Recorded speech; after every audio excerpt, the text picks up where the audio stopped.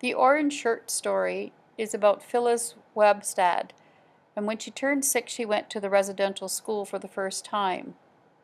This is the true story of Phyllis and her orange shirt. It is also the story of Orange Shirt Day, an important day for all Canadians. When Phyllis was a little girl, she lived with her granny on the Dog Creek Reserve, part of the Saskatchewan Exantium First Nation. Their home had no electricity and no indoor toilet. In the summer, when the sun was hot, Phyllis would cool herself off in the bathtub full of water that Granny kept in her garden. Phyllis and Granny lived off the food they grew in Granny's garden and berries from the land. Granny and Phyllis would go to the Fraser River and catch fish. They would eat some fish for dinner and try the rest on the drying rack to save for winter. They didn't have much, but they got by with what they had. Growing up, Phyllis felt lonely. There weren't many children on the reserve to play with. Each September, all the older children, like her cousin, would leave the reserve to go to school. Phyllis looked forward to the day that she could go too. Phyllis didn't get many hugs when she was little, but she did have Granny, and Granny's house was a safe place for everyone on the reserve. There were lots of people who came to Granny's for help and advice. Phyllis's favorite place to be was Granny's kitchen. When Phyllis turned 6 in July, Granny made her a cake to celebrate her birthday. Granny told Phyllis now that she was 6, she was old enough to go to school. When September came, she would go to the residential school, to St. Joseph's Mission, for the first time. Phyllis was excited about going to school so she could play with her cousin and other children. She wanted to find out what happened there and hoped she would make some friends. Before her first day at school, Granny took Phyllis into town to buy her a new shirt. They didn't have a car or a truck, so when they went into town, they would take a blue bus that they called the stage. Going to town was exciting. They took the stage down a noisy and bumpy dirt road. Soon the bumps stopped and the noise hushed. Phyllis looked out the window and saw a paved road whizzing by underneath them. The town was so loud and busy, with people and vehicles everywhere. There were shops to visit and restaurants to eat in. One shop had a red and white pole outside of it. Phyllis watched it twirl round and round, and she wondered where the stripes were going to. Granny took Phyllis to a restaurant, and they sat at a booth with a mini jukebox. When Phyllis dropped a coin into the slot, the box would play a song for her. Phyllis ordered breakfast with 2 eggs. When they came, they were sunny side up. It was like they were looking up at her from the plate. Phyllis didn't know how to eat them. Granny's eggs were always scrambled. After breakfast, Granny took Phyllis to a shop that was filled with clothes and toys. Phyllis picked out a shiny orange shirt that laced down the front. It was bright and exciting. She felt as excited about the shirt as she did to go to school. Granny bought the shirt, and they got back on the stage and went home. Phyllis held the bag with her orange shirt in it all the way. She promised herself that she wouldn't wear it until the big day when she went to school. Phyllis waited, and finally the day arrived. Phyllis, wearing her shiny orange shirt for the very first time, said goodbye to Granny. Granny patted her on the head and said, "What loves it?" Phyllis got on the stage with all the other children and waved at Granny from the window. When they arrived, Phyllis started to feel very scared. The residential school was so much taller than anything she'd seen before. The building seemed cold and unfriendly as the nuns who came out of the school to meet them. Phyllis asked her cousin how long they had to stay there.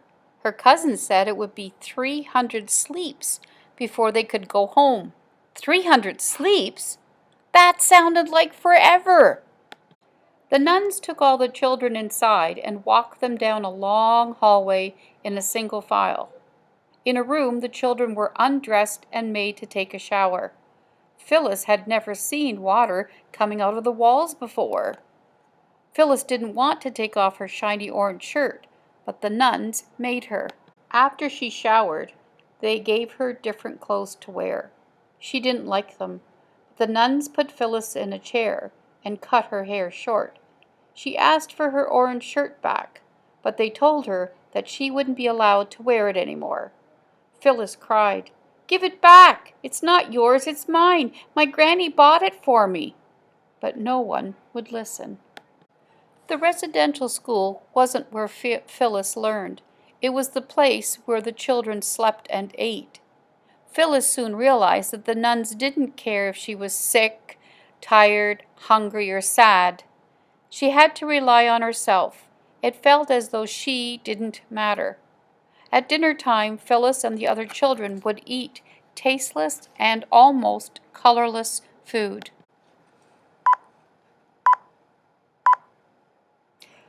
There were pale green, moon-shaped beans that tasted awful.